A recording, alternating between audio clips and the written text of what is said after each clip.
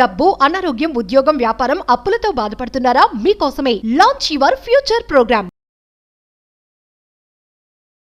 నమస్తే, welcome back to Suman TV. ప్రస్తుతం మనతో పాటు ఉన్నారు consumers affairs committee chairman Mandiri Krishna Reddy గారు. నమస్తే సార్. నమస్తే అమ్మా.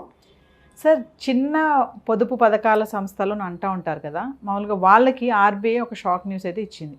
సో మామూలుగా చూసుకుంటే చిన్న పొదుపు పథకాలంటే ఏంటి అసలు ఒకసారి?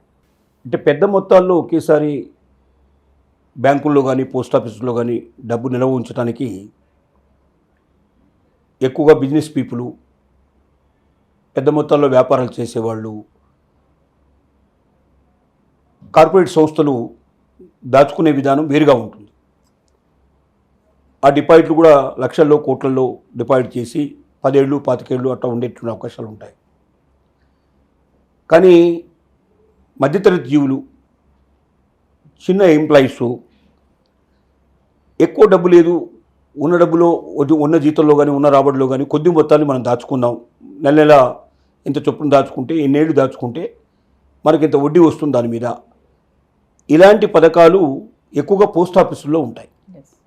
అంటే గ్రామీణ ప్రాంతాల్లో కూడా దాని పని ఉంటాయి కాబట్టి, పోస్ట్ ఆఫీసులు ఉంటాయి కాబట్టి గ్రామ ప్రాంత ప్రజలు కూడా, వ్యవసాయదారులు ఇట్లా ఉంటారు, కొద్ది గొప్ప మొత్తాలు వాళ్ళు కొద్దిగా అయితే చెల్లించగలుగుతారు. ఎక్కువ మొత్తాలు ఉంటే వాళ్ళ దగ్గర అంత డబ్బు ఉండదు.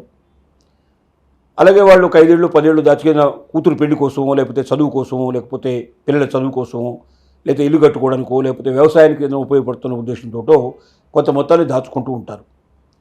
దానికి 7% పైగా ఇప్పుడు వడ్డీ వచ్చేటువంటి ఏర్పాట్లు జరిగాయి. అంటే చిన్న మొత్తం పొదుపు పథకాలు ఏవైతే ఉన్నాయో దీనికోసం ప్రత్యేకంగా ప్రతి గవర్నమెంట్ ఆఫీసులో కూడా ఒక ఆఫీసరు, ఒక వింగ్ ఉంటుంది.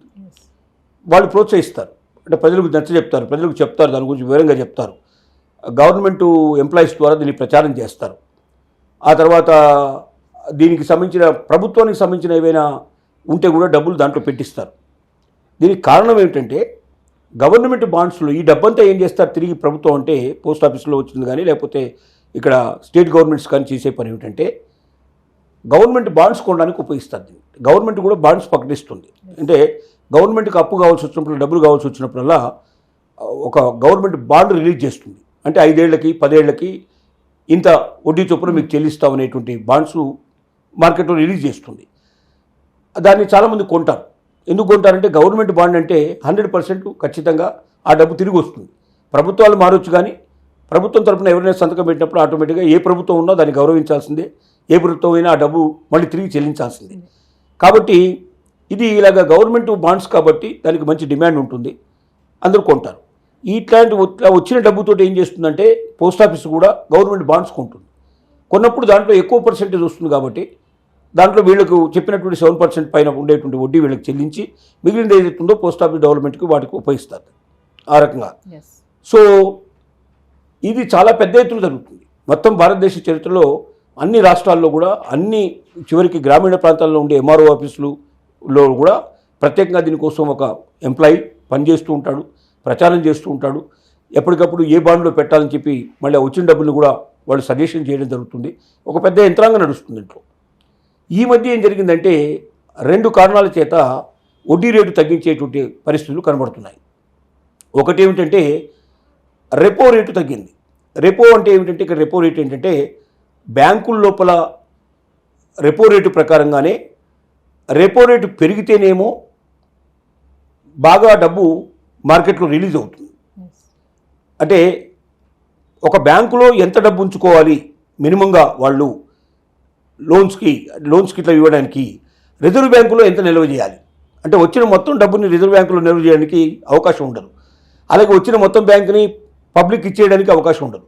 ఎందుకు రిజర్వ్ బ్యాంకులో నిల్వ చేసి పెట్టమంటారంటే, రేపొద్దున ఆ బ్యాంక్ ఏదైనా తలకిందులైనా, ఏదైనా నష్టపోయినా డిపాజిట్దారులకు కొంత మొత్తంలో చెల్లించాల్సిన పరిస్థితి ఏర్పడుతుంది. అది మినిమం గ్యారెంటీ ఇస్తారు.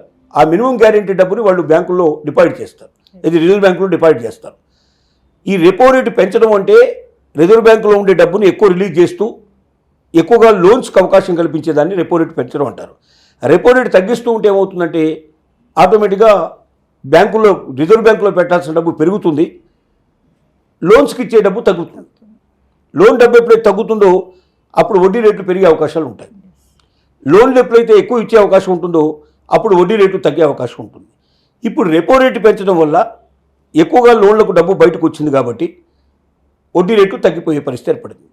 బ్యాంకుల్లో వడ్డీ రేట్లు ఎప్పుడైతే తగ్గిపోయాయో అలాగే పోస్ట్ ఆఫీసులో ఉండేటువంటి ఖాతాల్లో కూడా వడ్డీ రేటు తగ్గించాలనే ఆలోచన చేస్తోంది. ఇంకా పూర్తి చేయలేదు. ఇప్పుడు ఈ నెలలో వాళ్ళు సమావేశం అవుతున్నారు. దీని ప్రకారంగా నిర్ణయం తీసుకున్నా ఇది నవంబర్ నుంచి అమలు చేసేట్టుగా చేస్తారు. కొంత భాగం తగ్గడానికి కారణం అవుతుంది. 7% పైన ఉండే వడ్డీని 6% పైనే పెంచాలి. ఒక 0.5% 1% దాకా తగ్గే లక్షణాలు కనబడుతున్నాయి. అలా తగ్గితే చిన్న మొత్తు పథకాల్లో చాలామంది పెట్టుబడులు పెట్టడానికి సిద్ధపడకపోవచ్చు. దానివల్ల ఆ పథకం దెబ్బతినే అవకాశాలు ఉంటాయి. ఎక్కువ గ్రామీణ ప్రాంత ప్రజలు ఎక్కువగా దాన్ని నమ్ముకొని ఉన్నారు. ఎక్కువ చిన్న ఎంప్లాయీస్ దాని మీద ఆధారపడి ఉన్నారు. కాబట్టి దాన్ని తగ్గకుండా ఉండడానికే ప్రయత్నాలు జరుగుతున్నాయి. కానీ చెప్పలేం. నిర్ణయం ఏదైనా 2 రకాల కారణాలు. ఒకటి, బాండ్ కూడా రేటు తగ్గించింది. ప్రభుత్వ బాండ్లలో కూడా ఇప్పుడు వడ్డీ రేటు తగ్గించారు. అలాగే బయట మార్కెట్లో బ్యాంకులో దొరికే వాటిలో కూడా వడ్డీ రేటు తగ్గడం జరిగింది. ఒకేసారి మొత్తం మార్కెట్ అంతా కూడా వడ్డీ రేటు తగ్గేసరికల్లా రెపో రేటు పెంచడం వల్ల ఈ రకమైన సౌలభ్యం ఏర్పడటం వల్ల మొత్తం బ్యాంకులన్నీ కూడా తక్కువ వడ్డీకి ఇస్తున్నప్పుడు ఎక్కువ వడ్డీ పెట్టి తీసుకోవడానికి ఎవరు సిద్ధపడతారు? కాబట్టి మేము కూడా వడ్డీ రేటు తగ్గిస్తాం అనేటువంటి పరిస్థితుల్లో చిన్న మొత్తం పొదుపు పథకాలకు సంబంధించిన సంస్థ ఆలోచిస్తుంది.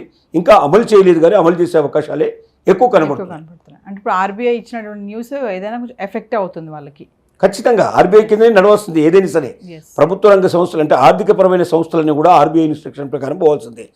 ఆర్బీఐ తీసుకున్న నిర్ణయం వల్ల ఇండైరెక్ట్ కానీ డైరెక్ట్ కానీ వీటి మీద ప్రభావం పడింది. ఈ రెపో రేటు తగ్గడం వల్ల కొంచెం చిన్న మొత్తం పథకాలకు సంబంధించిన డిపార్ట్మెంటు బాగా దెబ్బతినే అవకాశాలు ఉన్నాయని నిపుణుల యొక్క అంచనా. Thank you.